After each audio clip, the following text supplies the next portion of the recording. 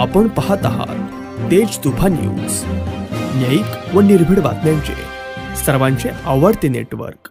कौटुंबिक वादातून बायकोचा निर्घृण खून करून जंगलात फरार झालेला शंकर बांबळे अखेर महिन्याभराने जेरबंद। स्थानिक गुन्हे शाखेची कामगिरी।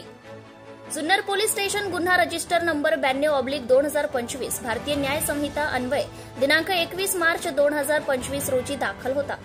फिर्यादी नामे राजश्री अरविंद विरणक, वय 54 वर्ष, राहणार मुलुंड, गोरेगाव, पश्चिम मुंबई यांनी फिर्याद दिली होती की त्या 21 मार्च 2025 रोजी त्यांच्याकडे कामाला असणारी अलका शंकर बांबळे हिच्यासोबत दरावस्ती गंगाळ दरे जुन्नर या ठिकाणी शंकर बारकू बांबळे यांच्या घरी गेल्या होत्या।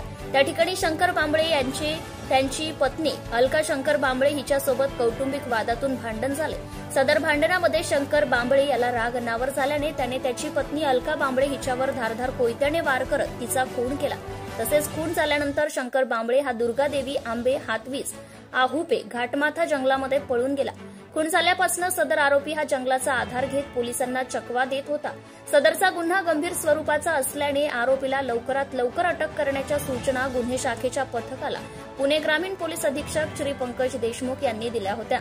सदर गुन्ह्याचा गुन्हे शाखेमार्फत तपास करत असताना आज रोजी गुन्हे शाखेच्या सहाय्यक फौजदार दीपक साबळे यांना गोपनीय बातमीदारामार्फत बातमी मिळाली की आरोपी शंकर बांबळे हा जुन्नर तालुक्यातील आहुपे जंगल घाट परिसरात लपून बसला आहे।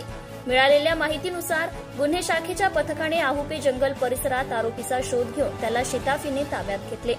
सदर आरोपीची वैद्यकीय तपासणी करून पुढील तपासणी कामी जुन्नर पोलीस स्टेशनच्या ताब्यात दिले आहे।